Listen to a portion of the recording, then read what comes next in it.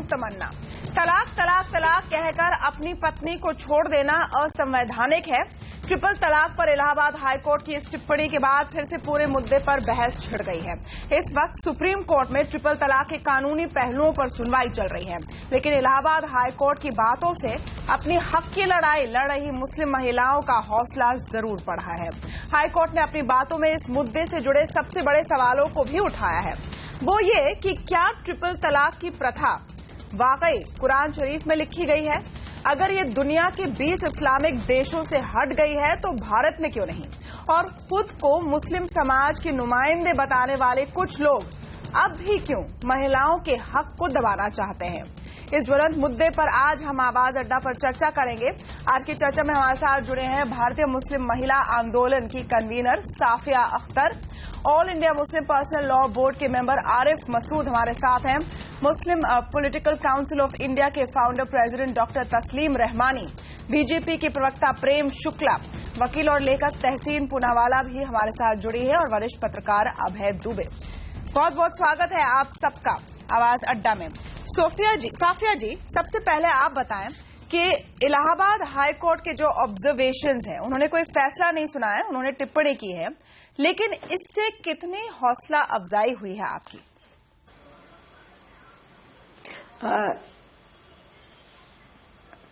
जी देखिए, इससे बहुत हौसला अफजाई हुई है। हम इलाहाबाद हाई कोर्ट के इस फैसले का इस्तकबाल करते हैं और हम बहुत खुश हैं कि हमारी ये लड़ाई आगे कामयाबी की तरफ जा रही है, क्योंकि देखिए ये इस तरह की तलाक जो है ये सोसाइटी में जो राइज है, इससे वाकई में औरतों का बहुत ज्यादा नुकसान हो रहा है। वो किस तरह की इस तलाक के बाद जब उनको बेघर कर दिया जाता है वो किस तरह की जिंदगी गुजारती हैं, इससे हमारे मजहबी रहनुमाओं को कोई सरोकार नहीं है।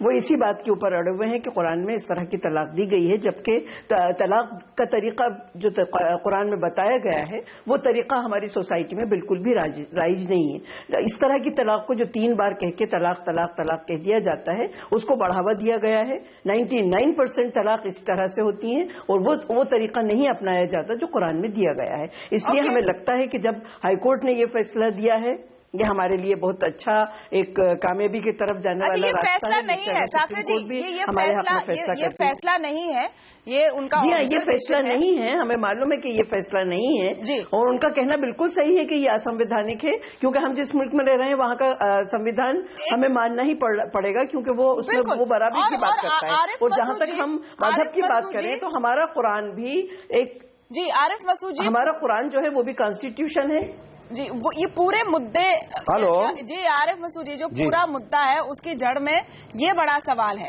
क्योंकि इलाहाबाद हाई कोर्ट ने कहा है कि कोई भी पर्सनल लॉ बोर्ड संविधान के ऊपर नहीं हो सकता है।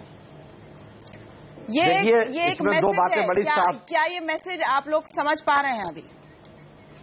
नहीं, मैसेज हाई कोर्ट का देखिए, एक तो उसका गलत इंटरप्रिटेशन किया जा रहा है। हाई कोर्ट के जज साहिबान ने अपनी एक टिप्पणी की है, और दूसरी चीज, हमने कब कहा कि हम संविधान से ऊपर हैं?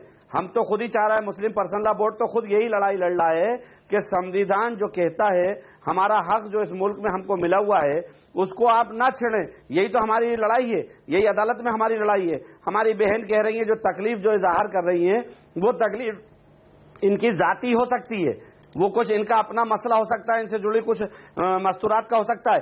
करोड़ों औरतों ने मस्तूरात ने दस्तखत करे हैं all India Muslim Personal Law board की दस्तखती मुहिम पर। अगर उस पर भी इनको निशान उठाना है, इनको सवाल उठाना है, तमाम हिंदुस्तान के उलमाओं की राय को ये नहीं मानती, कुरान की बात कर रही है। मैं आपको बताना चाहता हूं, जी आप इन पर पर्सनल अटैक क्यों कर रहे हैं कि इनका कोई जाती मामला होगा? ये बताएं कि आप कौन सी चीज पर कह रहे दस्तखत हुआ है, मैं नहीं जानती हूँ, लेकिन कोर्ट में अब ये सवाल है कि एक इंडिविजुअल, एक व्यक्ति के हक ज्यादा जरूरी है या जो आपकी लॉ बोर्ड कहती है वो ज्यादा जरूरी है? ये मूल मुद्दा है। पर्सनल लॉ बोर्ड कुछ नहीं कहता ना। एक बात बड़ी साफ है, मुस्लिम पर्सनल लॉ बोर्ड वो बात कह रहा है जो तमाम मसलकों के लोग इकट्ठा होकर एक बात कर रहे हैं कि हमें कुरान में हटकर हम लोग नहीं है। कुरान की जो आयतें जो हमको मिली हैं, अब उसमें मसला की इख्तिलाफ है। ये जो बात कर रही है मैं वही बताना चाह रहा हूँ।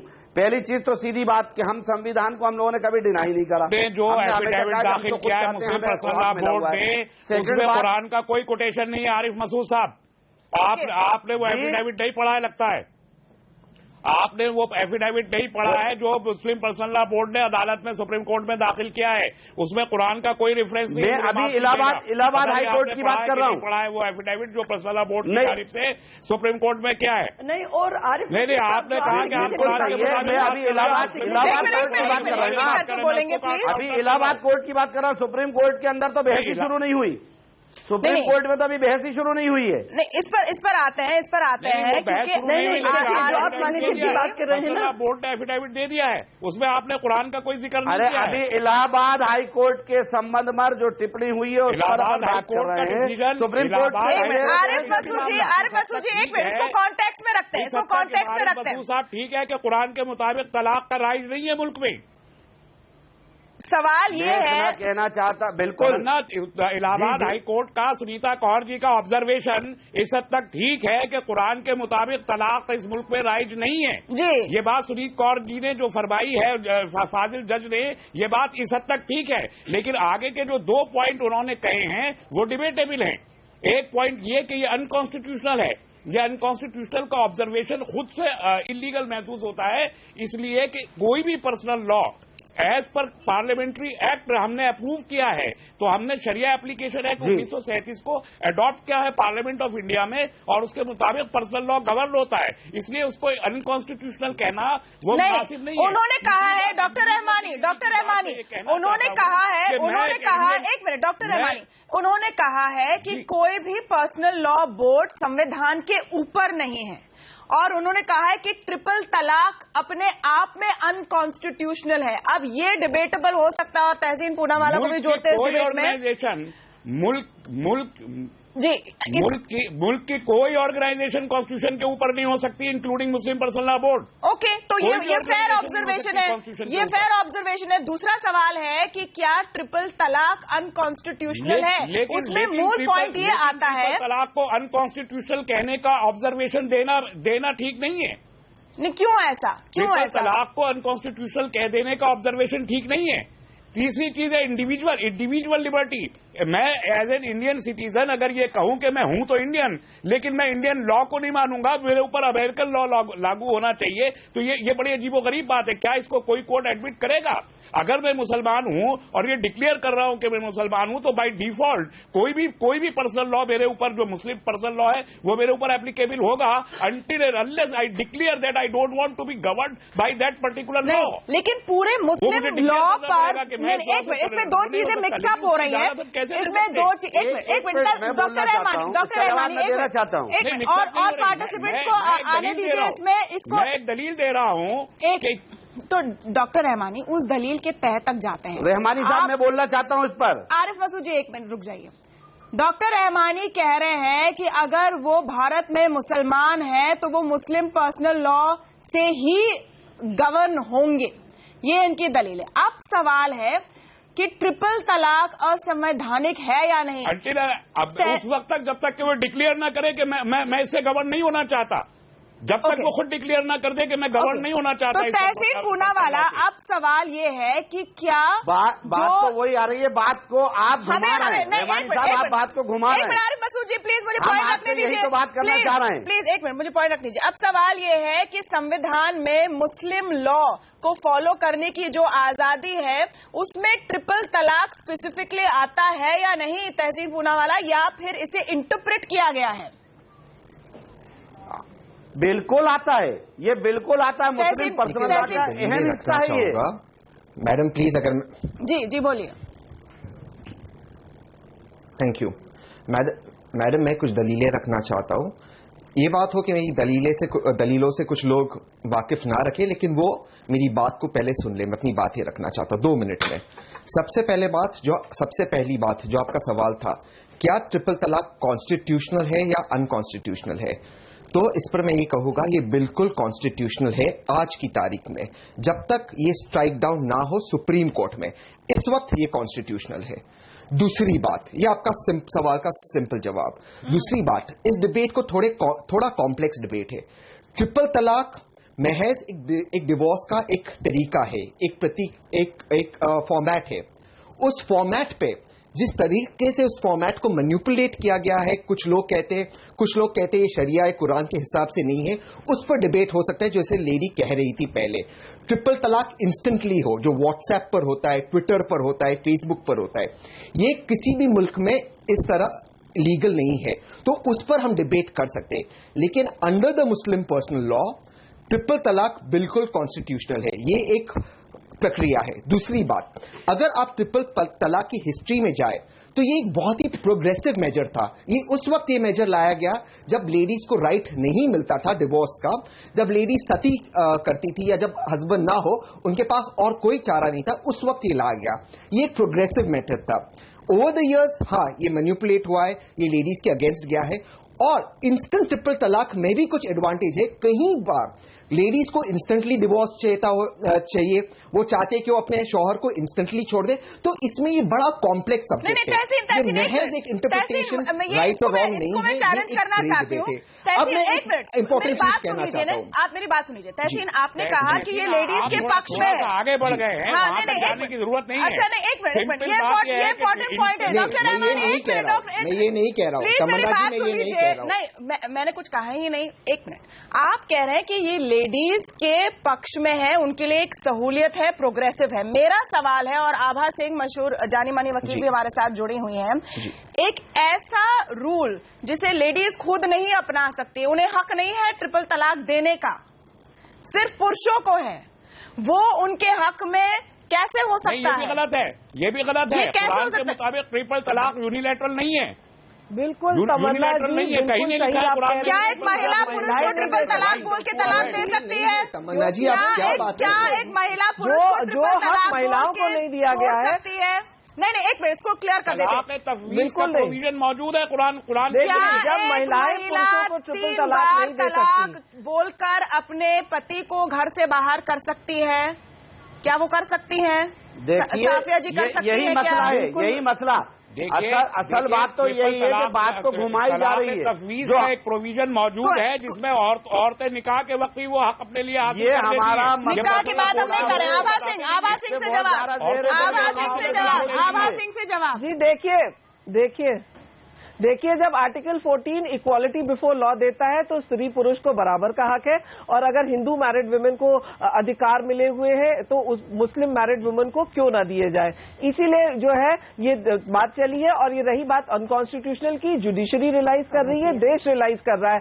ये जब महिलाओं को पुरुषों को बराबर के अधिकार है तो ये ट्रिपल तलाक जो हो रहा है महिलाओं के अधिकारों को डिग्रेड कर रहा है। यही नहीं, जो मेन इस्लामिक कंट्रीज है जहां से इस्लाम उठा है, चाहे सऊदी अरेबिया हो, चाहे पाकिस्तान हो, चाहे बांग्लादेश हो, वहां पे ये जो गलत प्रक्रिया ट्रिपल तलाक की एक सेटिंग में है वो बैन की जा चुकी है।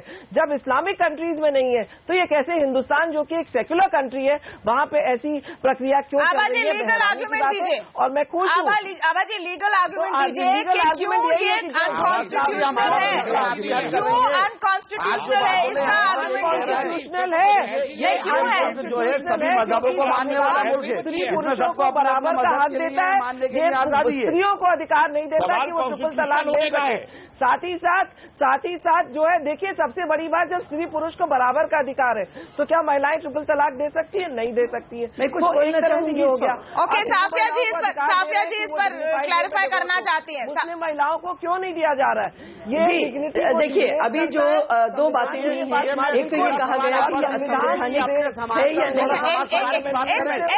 जो रेशो है, एक मिनट आरिफ साहब, एक मिनट। अच्छा, आप सबसे रिक्वेस्ट है, पहले मेरी पूरी बात जी, आप सबसे रिक्वेस्ट है, एक सेकंड साफिया जी एक सेकंड, थोड़े ग्राउंड रूल्स में बता दूं। मैं प्रॉमिस करती हूं कि सबको इत्मीनान से अपनी बात कहने का मौका मिलेगा। प्लीज, जब एक स्पीकर बोल रहे हैं दूसरे ना बोले, क्योंकि व्यूअर को कुछ समझ में नहीं आ रहा है। ठीक है, जस्ट ये एक रिक्वेस्ट है। जी साफिया जी कंटिन्यू कीजिए।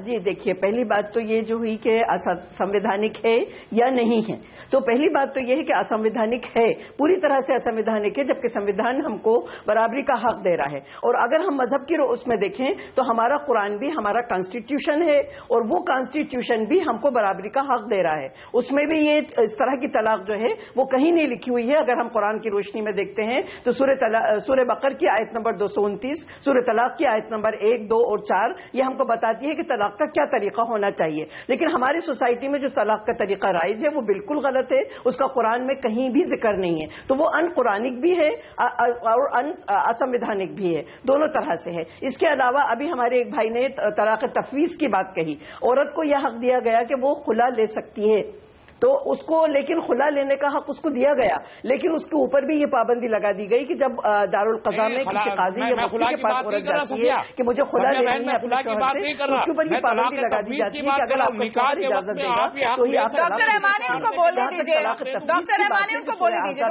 आयत नंबर 28 में सूरह तफवीज की बात की गई है, तो उसमें भी ये बाउंड कर दिया गया है कि आदमी ये लिख के देगा कि हाँ तुम मुझसे तलाक ले सकती हो, ये इजाजत उसको वो देगा तो ही वो तलाक ले सकती है। यानी औरत को किसी भी तरह से खुद से अगर वो अपने शौहर से अलग होना चाहती है तो उसको यह हक नहीं दिया गया है कि वो अपने तलाक ले सके या खुला ले सके अपने शौहर से। यह हक सिर्फ आदमियों को दे दिया गया, और वो भी हमारे मजहबी रहनुमाओं ने बिल्कुल गलत उसका इंटरप्रिटेशन कुरान का किया है कि 3 बार तलाक कहने से तलाक हो जाती है। बिल्कुल नहीं होती है। तलाक का तरीका 90 दिन का है, 3 महीने में तलाक वाक़ई होती है। ये 3 महीने का मुद्दत पूरी हो जब ही तलाक होगी, नहीं इस तरह से एक बार में 3 बार कह के कोई तलाक नहीं दी जा सकती। अभी हमारे एक भाई ने कहा कि प्रेम शुक्ला जी, प्रेम शुक्ला जी, आसानी नहीं है। प्रेम शुक्ला जी किस तरह की जिंदगी गुजार रही हैं? अब देखिए, इसमें एक जो सामने से आर्गुमेंट आती है उस पर आप जवाब दीजिए। जो दूसरे साइड का आर्गुमेंट है वो भी मैं रखती हूँ आपके सामने कि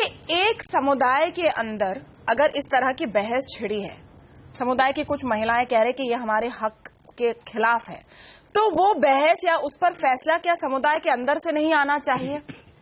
क्या इसे कोर्ट तक जाना चाहिए? उसमें सरकार भी अपना पक्ष दे रही है, क्या ये सही तरीका है? नहीं, सही तरीका है। क्योंकि क्या है, संविधान का जो बुनियादी ढांचा है वो लैंगिक समता के सिद्धांत को मानता है, और लैंगिक समता संस्थापित करना ये जो है स्टेट का भी दायित्व है।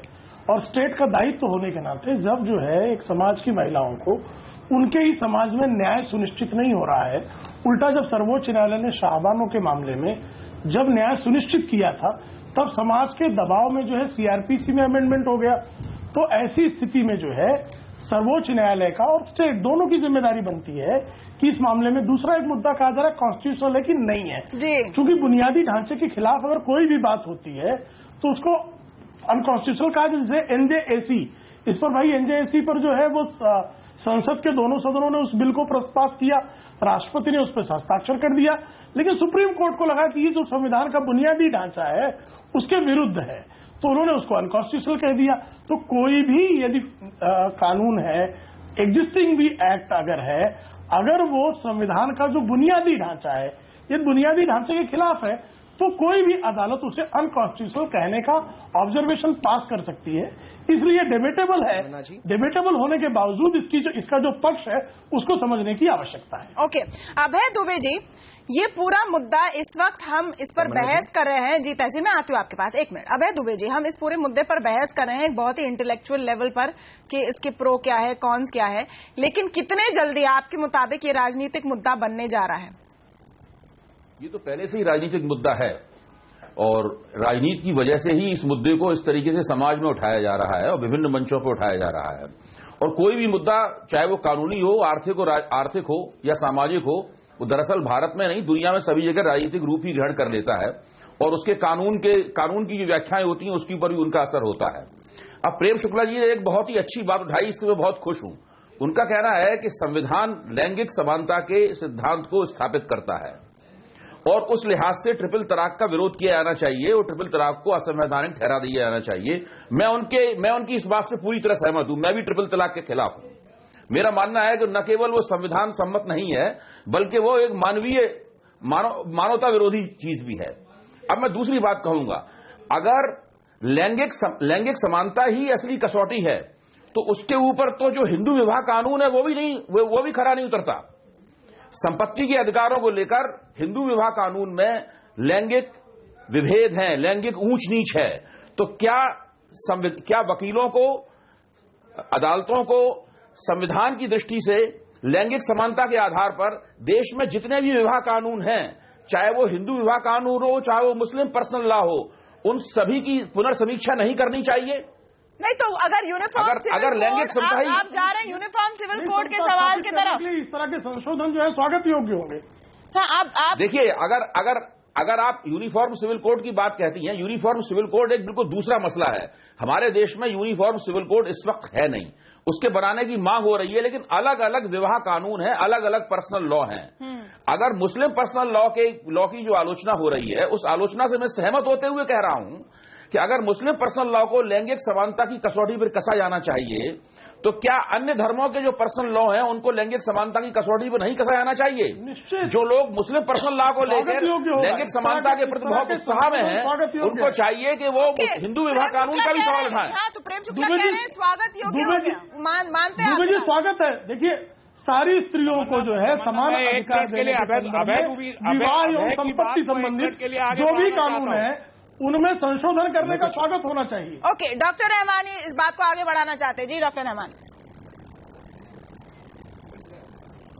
देखिए, अभय दुबे जी जो फरमा रहे हैं कि तमाम मज़ाहिब के कानूनों की भी समीक्षा और तबसरा होना चाहिए, और वो बात अगर आप ये कहते हैं कि यूनिफॉर्म सिविल कोड की तरफ जाती है, तो मैं उसको इसलिए नहीं मानता कि हमारे पास अल्टरनेट लॉज मौजूद हैं, लाइक स्पेशल मैरिज एक्ट मौजूद है। अगर कोई आदमी ये डिक्लेयर करता है कि मैं किसी पर्टिकुलर रिलीजन के पर्सनल लॉ को नहीं मानता और स्पेशल मैरिज एक्ट को मानता हूं, तो उसके अधीन जितने लॉज हैं फिर वही जो स्टेट लॉ है वो अप्लाई होता है। तो यूनिफॉर्म सिविल कोड की उस तरीके से कोई जरूरत नहीं रह जाती। लेकिन अगर आप सेक्स की बुनियाद पर कवानीन की समीक्षा चाहते हैं, तो ये बात सही है कि फिर सबकी होनी चाहिए। फिर एक मजहब को निशाना बनाकर ये सारी बातें अगर की जा रही है, ओके डॉक्टर रहमानी, निशाना बनाया जा रहा है, ऐसा आप क्यों कह रहे हैं? नहीं, निशाना बनाया जा रहा है, आप ऐसा क्यों कह रहे हैं? जब महिला गई है कोर्ट, महिलाएं गई है कोर्ट, की शिकार सबसे ज्यादा कौन लोग? अगर आप सेक्स की बुनियाद पर, लिंग की बुनियाद पर कवानीन की बात कर रहे हैं, तो फिर कॉमन होनी चाहिए। फिर किसी एक मजहब की बात क्यों की जाए? नहीं, क्योंकि ट्रिपल तलाक की जो प्रथा है वो मुस्लिम समुदाय में है, इसको आप कैसे डिनाई कर सकते हैं? वो है। और तहसीन पूनावाला, तमन्ना एक छोटी सी बात, तमन्ना जी, आरिफ जी इसकी ठीक बात बोलना चाहता हूँ। नहीं, मैं आ तहसीन, मैं आपके पास इस ऑब्जर्वेशन के साथ आना चाहती हूँ। मुखालिफ हूँ बुरे, क्योंकि वो कुरान के खिलाफ है। डॉक्टर रहमानी, लेकिन यही तो प्रॉब्लम है, ये सब इसके खिलाफ है। एक मिनट, जो आप कह रहे हैं बहुत जरूरी है, और तहसीन इसी पॉइंट के साथ मैं आपके पास आना चाहती हूँ कि आज मुस्लिम महिलाएं क्यों गई हैं सुप्रीम कोर्ट तक?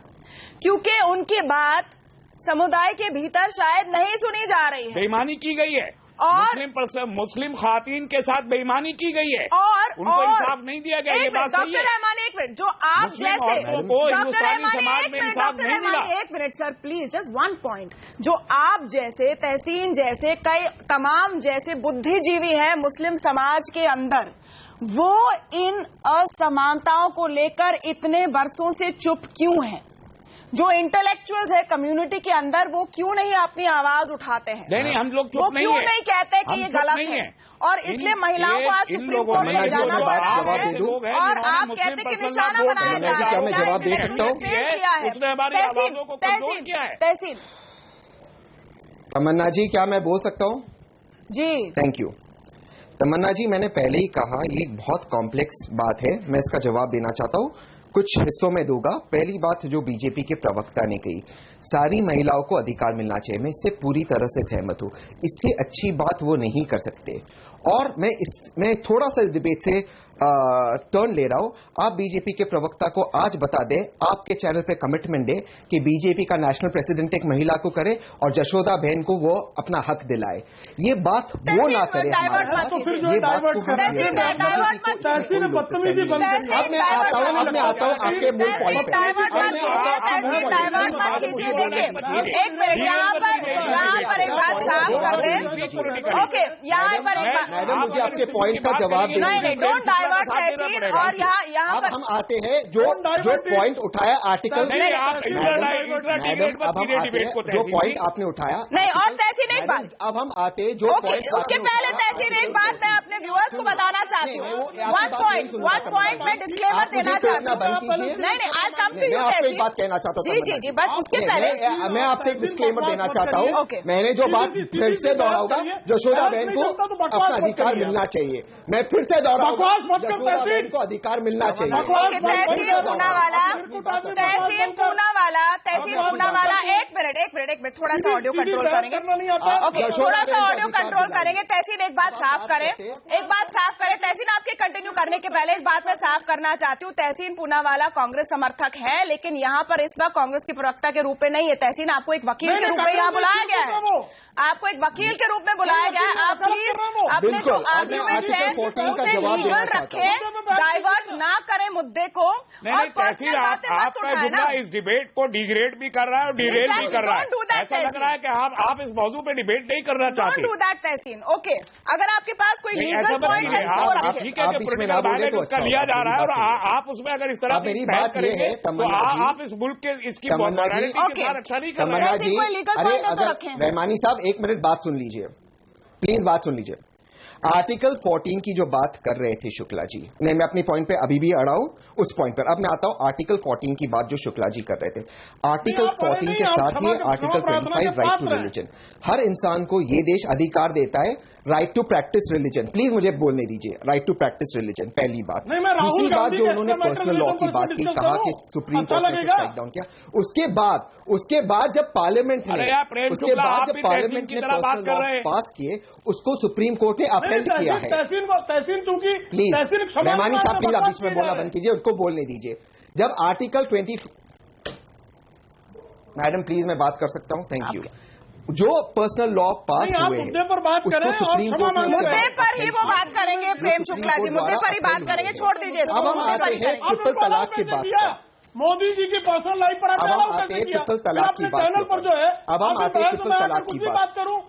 नहीं, अब खत्म हो गई वो बात। प्रेम शुक्ला जी मैंने साफ कर दिया। नहीं, प्रेम शुक्ला जी मैंने साफ कर दिया कि कोई भी पर्सनल बातें नहीं होंगी यहाँ पर। आई मेड इट क्लियर, वो बातें नहीं होंगी। मैंने तहसीन को बता दिया कि लॉ पर उनको बोलना है तो बोले और बातें ना करिए। मैंने साफ कर दिया प्रेम शुक्ला जी, और पर्सनल बातें नहीं होंगी। मुद्दे पर आना चाहते हैं, ओके, एक करेंसी में डिबेट करूं क्या फिर? मत कीजिए, क्योंकि आप क्यों अपने डिबेट के लेवल को गिराना चाहते हैं। Why would you want to do that? मत कीजिए। आगे बढ़ते हैं। तहसीन, आपके एक पॉइंट को मैं उठाती हूँ आरिफ मसूद के साथ। तहसीन पूनावाला कह रहे हैं कि कॉन्स्टिट्यूशन के तहत राइट टू प्रैक्टिस रिलीजन है, यानी अपने धर्म का पालन करने का हक है। ये सब जानते हैं, लेकिन अब जो मूल सवाल जिस पर शायद बहस हो रही है सुप्रीम कोर्ट में, कि जो एक समुदाय का हक है और एक जो व्यक्ति विशेष का हक है, अगर दोनों आमने सामने हैं तो कौन सा ज्यादा महत्वपूर्ण माना जाएगा? आरिफ जी देखिए, अगर आप मेरा सवाल समझ रहे हैं कि एक समुदाय का हक है, लेकिन उस समुदाय में एक महिला है जिसे लगता है कि उनके हक का उल्लंघन हो रहा है, उन्हें अपना हक नहीं मिल रहा है, तो क्या उस इंडिविजुअल महिला का हक ज्यादा जरूरी नहीं हो जाता है? देखिए तमन्ना जी, इसमें बड़ी दो साफ बातें हैं। ये जिस कुरान के ऊपर हम लोगों को मानना लाजिम है, उसी कुरान ने उस महिला को भी हक दिया है। किसी को तंग करने का और तलाक करने का कितना गुनाह है ये वो खुद भी जानती हैं। अगर किसी शख्स या खानदान या फरीक ने उस मस्तूरात के साथ गलत करा तो ये वो खुद जिम्मेदार है, ना कि पूरा का पूरा मजहब इस्लाम। अब मैं इसमें एक दो बात आपसे कहना चाहता हूँ। आपने तो एक सवाल करा कि वो व्यक्ति ज्यादा या समाज, तो बड़ी बात यह है कि मजहब का दूसरा एक बात प्रेम शुक्ला जी ने कही, बार बार प्रेम शुक्ला कुछ समझ में नहीं आता। ये डॉक्टर रहमानी को आप इंटरप्शन के लिए ले आए क्या? हम आपको बोलने का मौका देंगे। मुसलमानों में doctor Rahmani please, I request you, Arif Masood बहुत समय से रुके हैं, उनको बोलने का मौका दीजिए ना। आप बताइए, हमारी बात सुने फिर उसके बाद ये अपना जवाब दे। I agree. आरिफ मसूद आप अपनी बात पूरी कीजिए। देखिए, जो बात मैंने कही, अब इसमें एक बात प्रेम शुक्ला जी ने एक सवाल करा समाज सुधार का। मैं उनसे पूछना चाहता हूं कि आप ही अपने सरकारी आंकड़े बता दीजिए कि दहेज प्रताड़ना के जितने मामले उसमें सामाजिक स्तर पर अगर आप उठाएंगे तो सबसे कम रेशो मुस्लिम समाज का है। यानी हमारी ज्यादातर मुस्लिम समाज में इस तरह की परेशानी और गंदगी नहीं है, दूसरे समाजों में ज्यादा। आप पहले वहां सुधार का काम करिए। आपके यहाँ भी आज सवाल हमारे मसला के खिलाफ का तो वो हम लोग तय कर चुके हैं कि ये हमारा आपसी है, हमें संविधान नहीं, व्हाट इज दिस आपसी? हमें हक एक मिनट, हासिल है। नहीं, व्हाट इज दिस आपसी? आरिफ जी, ना आरिफ जी, जो मुस्लिम महिलाएं हैं उनको भी संविधान ने हक दिया है, वो भी एक इंडिविजुअल है। मुस्लिम पर्सनल लॉ बोर्ड सिर्फ इतनी बात कर रहा है। नहीं, अच्छा, आपने क्या बात करी है ये भी हम आपको बता दें, और क्यों निजात चाहिए मुस्लिम महिलाओं को इस तरह की सोच से। आप लोगों ने हमारा यही तो कहना है, करोड़ों करोड़ों मुस्लिम महिलाओं ने all India Muslim Personal Law board के फेवर में दस्तखत करके क्या फेवर में दस्तखत किया है? आपने क्या कहा है कोर्ट में? मैं आपको बताना चाहती हूँ। अब मैं बोलना चाहूंगी, क्या मुझे इजाजत है? नहीं, मैं आपकी बात आ रही हूँ, मैं बोलना चाहूंगी, मैं आपकी बात आ रही हूँ, लेकिन आप ये देखिए, एक मिनट, मेरी बात सुनिए, मेरी बात सुनिए। कोई शख्स हमारे पर करोड़ों महिलाओं से साइन करवाए हैं, आप नहीं हो सकता। आप ये सोचिए कि all India Muslim Personal Law board ने अपने एफिडेविट में सुप्रीम कोर्ट में क्या बोला है, और इससे मानसिकता झलकती है। ये कहा गया है कि शरिया में 3 बार तलाक का हक जो है वो पुरुषों को दिया गया है, क्योंकि वो अपने इमोशन बेहतर कंट्रोल कर सकते हैं, अपने भावनाओं पर नियंत्रण रख सकते हैं, जो महिलाएं नहीं कर सकती, और इसलिए वो इम्पल्सिव डिसीजन नहीं लेंगे, जल्दबाजी में डिसीजन नहीं लेंगे, इसलिए यह हक पुरुषों को दिया गया है। जब ऐसी सोच है साफिया जी, तो क्या उम्मीद की जा सकती है? ये बयान दिखाता है, आप पूरा एफिडेविट देखिए, ये बयान दिखाता है कि आपको लगता है कि भावनाओं के साथ दिमाग ही नहीं है, दिमाग ही नहीं है, भावनाओं में कुछ भी कर सकते हैं, सारा नियंत्रण पुरुषों के पास है। एक पॉइंट बताया, साफिया जी, बाकी पॉइंट नहीं बताए। साफिया जी, ये लाइन है या नहीं? आरिफ जी, आप डिनाई करते ये लाइन है या नहीं? मेरी आरिफ साहब से ये गुजारिश है, बोलने से पहले मेरी आरिफ साहब से ये गुजारिश है कि प्लीज आप बीच में मत बोलिएगा, आप पहले मेरी पूरी बात सुन लीजिए। आप जो ये कह रहे हैं कि मुस्लिम पर्सनल लॉ बोर्ड ने हजारों करोड़ों की तादाद में सिग्नेचर कराए हैं, वो सिग्नेचर जो आपने कराए हैं उसमें उस फॉर्मेट पे कहीं ये नहीं लिखा हुआ है कि इस तरह की तलाक सोसाइटी में राइज रहना चाहिए या नहीं। इंस्टेंट तलाक जो 3 बार कह के तलाक दे दी जाती है, इस तरह की तलाक होना चाहिए या नहीं, ये आपके फॉर्मेट में कहीं साफ नहीं किया गया है। वहां सिर्फ ये लिखा हुआ है कि जो भी शरीयत का कानून चल रहा है वो हमें गवारा है, वो हमें मंजूर है, लेकिन उसमें ये लेकिन अब औरतों को क्या मालूम? आप जो कह रहे हैं कि करोड़ों की तादाद में फर्जी सर्वे, उनको नहीं मालूम कि हमें किस चीज पर सिग्नेचर करवाए जा रहे हैं। दूसरी बात यह है, देखिए हम बिल्कुल कहना गलत है, बोर्ड को बिल्कुल गलत है, क्योंकि वो पूरी बिल्कुल आप गलत इल्जाम लगा रही है। मुस्लिम पर्सनल लॉ बोर्ड के देखिए, हमने आपको साफिया जी की आवाज कम से कम यहाँ मत दबाइए। आरिफ जी, साफिया जी की आवाज यहाँ मत दबाइए, प्लीज उनको बोलने दीजिए, नहीं उनको बोलने दीजिए प्लीज, जानकारी साफिया जी को बोलने दीजिए, आप बाद में क्लैरिफाई कर सकते हैं। साफिया जी की आवाज सुनाई देगी अब। जी साफिया जी, पूरा कीजिए अपनी बात। देखिए, ऐसा है, देखिए मुस्लिम पर्सनल लॉ बोर्ड की कोई लीगल वैलिडिटी नहीं है, वो सिर्फ इसलिए बनाई गई थी कि शरीयत की हिफाजत की जा सके। तो मेरा आरिफ साहब से पूछना है कि वो कौन सी शरीयत की बात कर रहे हैं? क्या वो उस शरीयत की बात कर रहे हैं जो उन्होंने खुद बना ली है, या उस शरीयत की बात कर रहे हैं जो कुरान में अल्लाह पाक ने दी है? क्योंकि हम जो मान रहे हैं, हम किसी स्कूल ऑफ थॉट्स को नहीं मान रहे, हम सिर्फ कुरान को मान रहे हैं। वो कुरान में जो तरीका दिया गया है वो तरीका होना चाहिए। कुरान के हटकर नहीं जा सकते, और जिस कुरान के बारे में नहीं बिल्कुल हटके जा रहा है, बिल्कुल हटके जा रहा है। आप मुझे रेफरेंस दे दीजिए कि कुरान में कहाँ लिखा हुआ है कि एक ही नशिस्त में 3 बार तलाक कहने के बाद तलाक हो जाती है। आप रेफरेंस दीजिए, हम आपको रेफरेंस दे रहे हैं कि तलाक 12 सूरतें हैं कुरान में, 12 सूरतें। आप हमें रेफरेंस से बताइए। 12 आयतें आई हुई हैं कुरान में। अब आप इसकी इस्लाह उलमाओं से कर लें। जी हाँ, मेरे पास सब आए थे, मेरे पास सब आए थे। आप कहें तो मैं अभी दिखा सकती हूँ। मेरे पास 12 आयतें कोट कर दीजिए आरिफ मसूद साहब। आरिफ मसूद साहब कोट कीजिए, कौन सी आयत है बता दीजिए। आप गलत बयानी से काम ले रहे हैं, आप गुमराह कर रहे हैं पूरी कौम को। नहीं, आप 12 आयतें कोट कीजिए, बता दीजिए जिसमें ये लिखा हुआ हो कि 3 बार तलाक हो जाती है। चैलेंज आप एक बयान करके बताइए। आरिफ मसूद, 2 चैलेंज आपके सामने, क्या कोई जवाब है? जी बताइए, आवाज इनकी कम आ रही है, भले प्लीज रिपीट करिए। आप कुरान को एक एक करके दलील को साबित करने के लिए कुरान को लगा डॉक्टर रहमानी कह रहे हैं अपनी दलील को साबित कीजिए। साफिया जी कह रही है कि आप कोर्ट कीजिए। आपको शर्मिंदा होना चाहिए, आप कुरान के ऊपर बोहतान लगा रहे।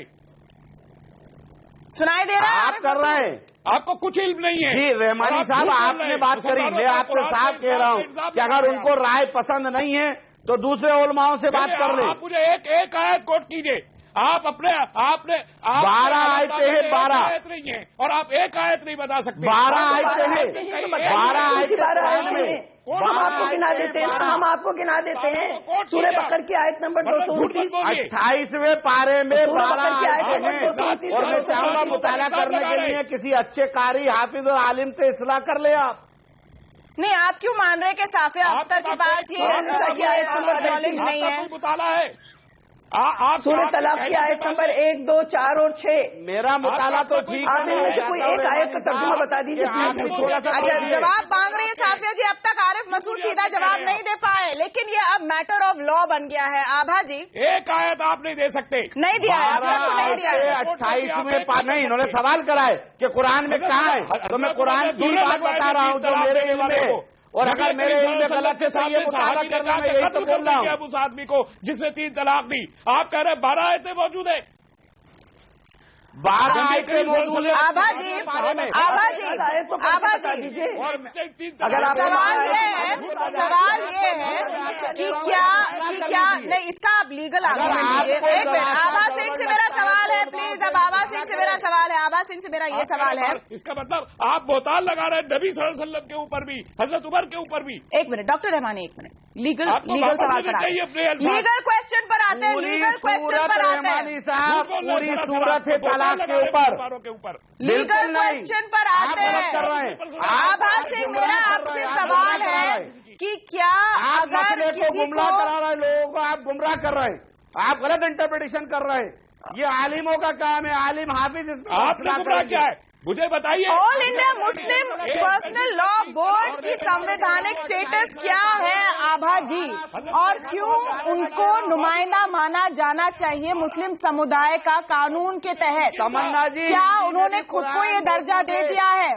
आभा जी से सवाल है, सिर्फ आभा जी बोलेंगी, प्लीज ऐसा प्लीज मुश्किल मत कीजिए मेरे लिए। आभा सिंह, सिर्फ आभा सिंह प्लीज। जी, आप तमन्ना जी, आप बहुत सही कह रही हैं। अभी ये जो राइट टू प्रैक्टिस रिलीजन की बात कर रहे हैं, आर्टिकल 25, उसमें खुद रेस्ट्रिक्शंस हैं, उसमें खुद रेस्ट्रिक्शंस हैं public order, morality and health के। तो राइट टू रिलीजन भी एब्सोल्यूट नहीं है। रही बात ऑल इंडिया मुस्लिम लॉ बोर्ड की, ये एक्स्ट्रा कॉन्स्टिट्यूशनल बॉडी है, जिस तरह से खाप है, ये संविधान के ऊपर नहीं है। और सुप्रीम कोर्ट में जो मामला है राइट टू रिलीजन और religion practice, religion practice not a religion, इसलिए जो है इसको सुप्रीम कोर्ट इसको इसीलिए स्ट्राइक डाउन करने की बात कर रहा है, अनकॉन्स्टिट्यूशनल कर रहा है, क्योंकि ये प्रैक्टिस जो है रिलीजन में एंटर कर गई है, जो कि सही नहीं है, और कुरान में भी इसका नहीं दिया गया। सफिया जी बहुत सही बात कह रही हैं, और इसको जो है ये प्रैक्टिस है जो गलत है।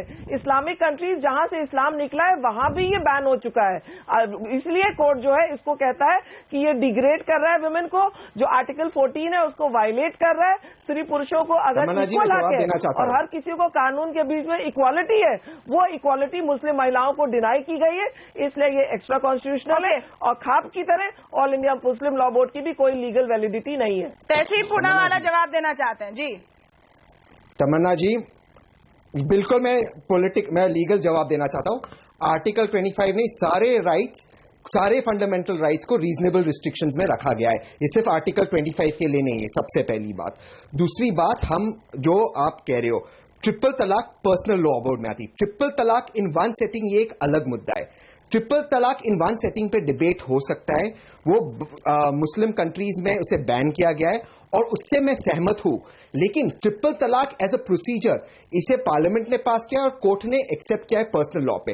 तीसरी बात, महज कानूनी तरीके से अगर आप सिर्फ एक ऑब्जर्वेशन को एक मुद्दा बना रहे हो तो मैटर आज भी सुप्रीम कोर्ट में अभी तक है, मैटर सुप्रीम कोर्ट ने इस पर फैसला नहीं दिया।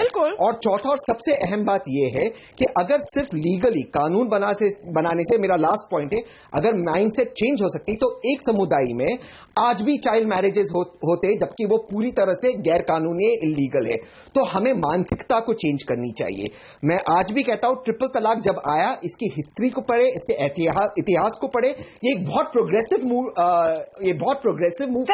लीगैलिटी पर ये बात है होना चाहिए नहीं, लेकिन एक सेकंड होना चाहिए नहीं, वो एक अलग बात है और एक अलग डिबेट है। समुदाय में आप अवेयरनेस बढ़ाएं वो अलग बात है तहसीन, क्योंकि आज बहुत सारे कानून है जिसका बहुत सारा उल्लंघन होता है, उसका पनिशमेंट होता है। इसका मतलब नहीं कि आप कानून नहीं बनाएंगे, एक मुस्लिम महिलाओं को कानून का प्रोटेक्शन मिलना चाहिए, लेकिन आज ये कानूनी है, बिल्कुल मिलना चाहिए। चाइल्ड मैरिज एक्ट आया, उसके बाद चाइल्ड मैरिज गैर कानूनी है, आज भी होता है लेकिन गैर कानूनी है, उसके लिए आप जेल जा सकते हैं। बिल्कुल, इसलिए कानूनी प्रोटेक्शन एक अलग सवाल है जिस पर नहीं हमें कंफ्यूज होना चाहिए। तमन्ना जी मैं आपसे एक सवाल पूछना चाहता हूँ, तमन्ना जी मैं आपसे एक ही सवाल पूछना चाहता हूँ, ठीक है? Let me take a break please. मैं ब्रेक के बाद इस बात पर आऊंगी कि क्या इसे राजनीतिक रंग दिया जाएगा, क्या कट्टर धर्मगुरुओं की सोच बदलेगी इसके बाद, क्या ये सारी कवायद वो अपने पावर को बनाए रखने के लिए कर रहे हैं, इस सब पर हम आएंगे एक छोटे से ब्रेक के बाद। जाएगा नहीं।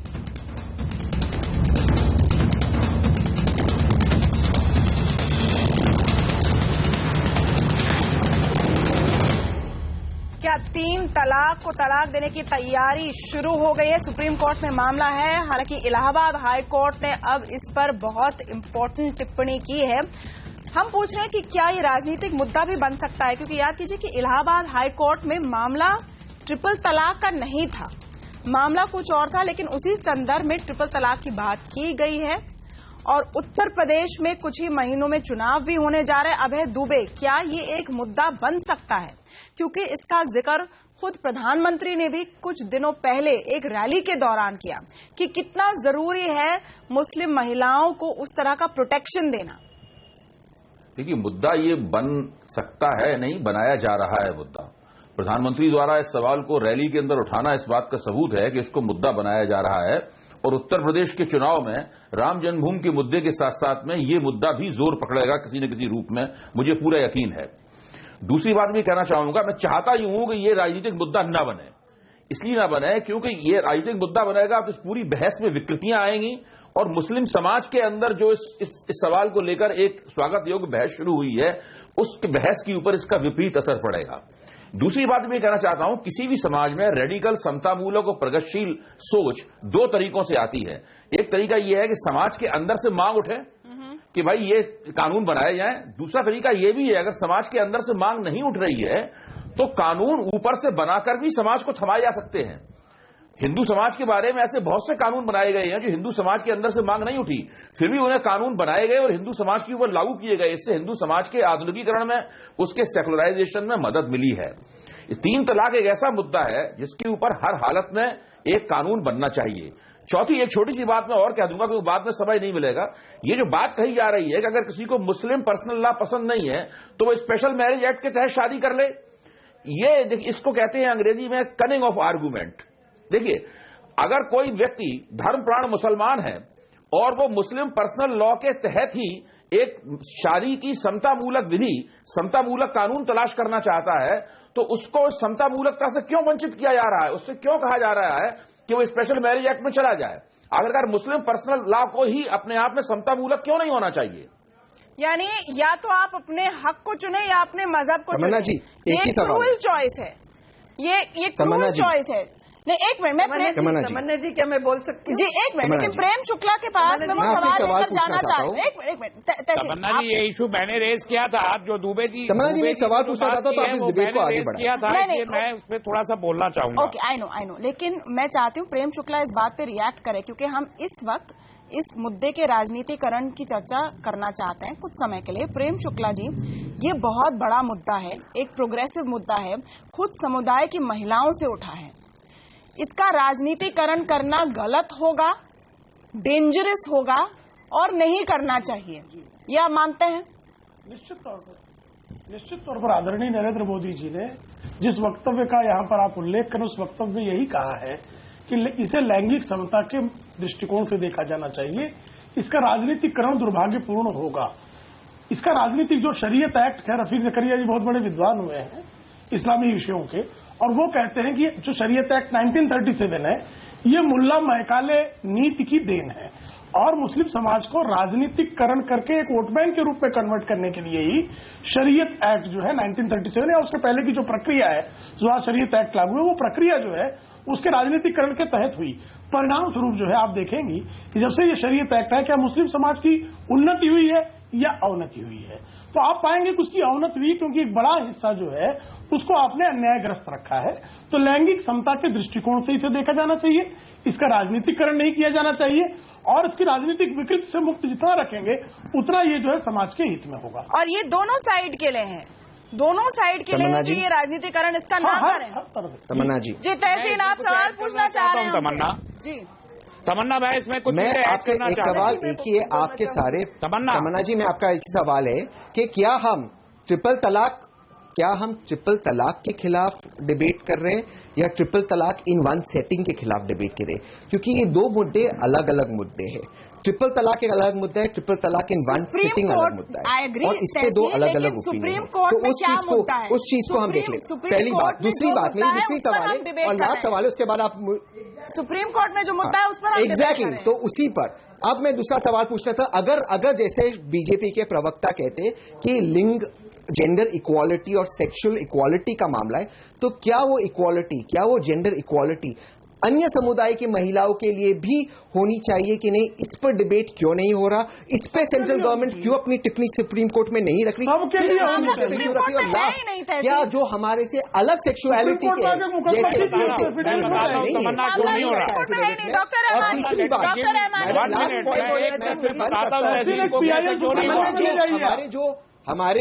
हमारे जो भाई है, एक मिनट कृपा करके सुप्रीम कोर्ट में ले जाइए।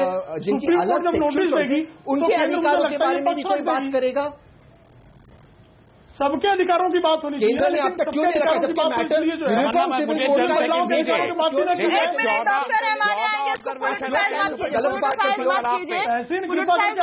जी के वक्तव्य को समझिए।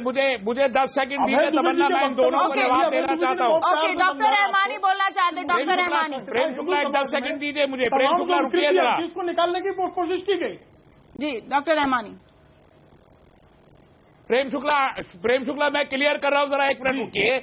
देखिए 14 ऑब्जर्वेशन सुप्रीम कोर्ट और वेरियस स्टेट हाई कोर्ट्स के आ चुके हैं ट्रिपल तलाक के सिलसिले में, वर्डिक्ट भी आए वो भी। किसी भी एक केस में मुस्लिम पर्सनल लॉ बोर्ड पार्टी नहीं था। इवन शाहबानो केस में भी मुस्लिम पर्सनल लॉ बोर्ड पार्टी नहीं था। जब सुप्रीम कोर्ट का डिसीजन आ गया जस्टिस वाई चंद्रचूड़ का, उसके बाद मूवमेंट खड़ा किया मुस्लिम पर्सनल लॉ बोर्ड ने।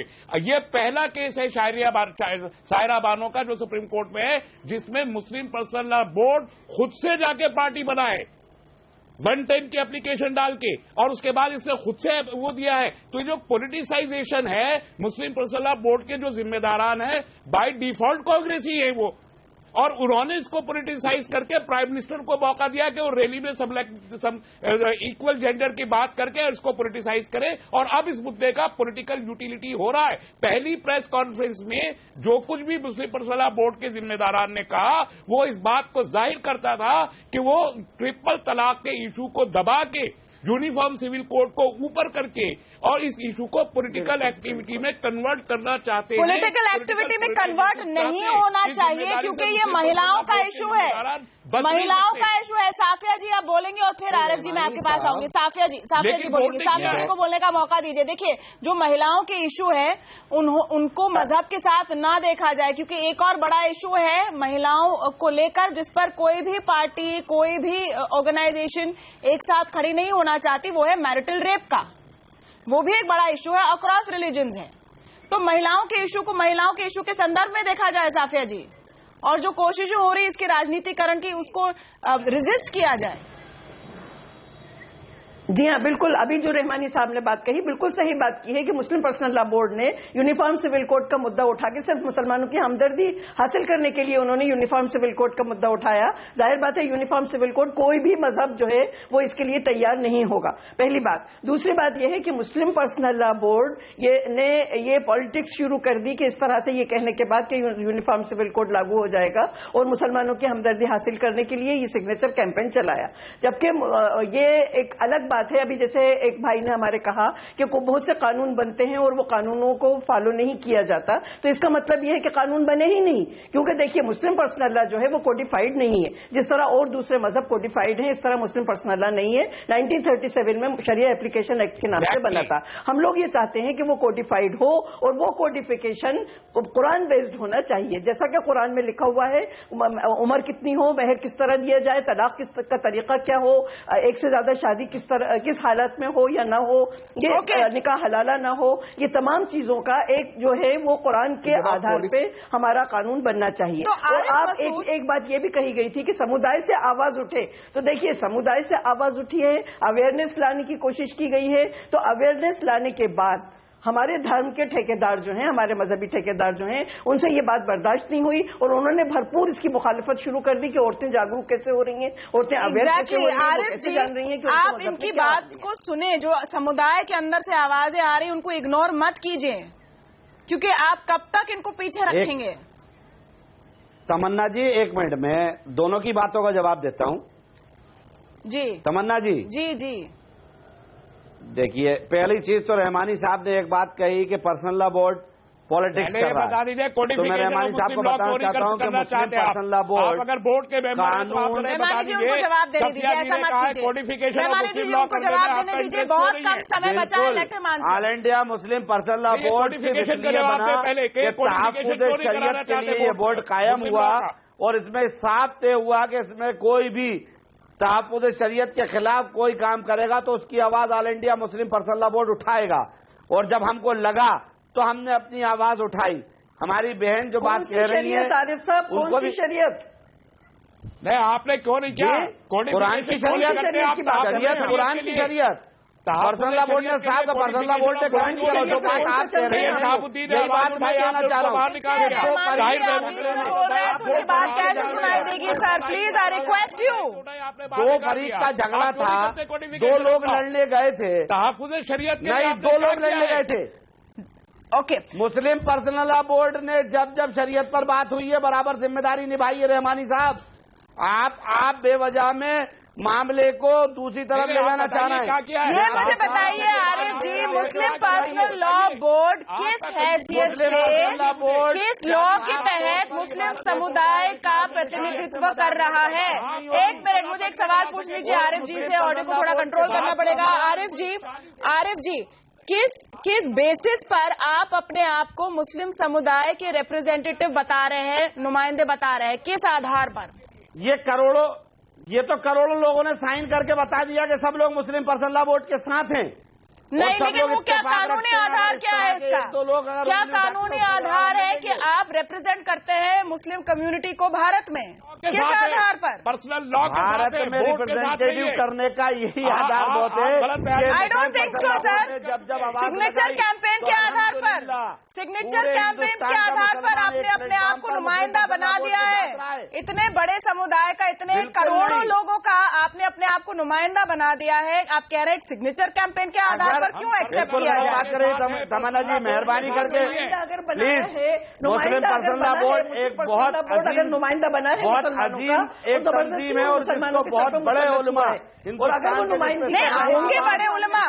मैं लीगल सवाल पूछ रही हूँ, किस आधार पर आप रिप्रेजेंट करते हैं मुस्लिम कम्युनिटी को, किस आधार पर सर?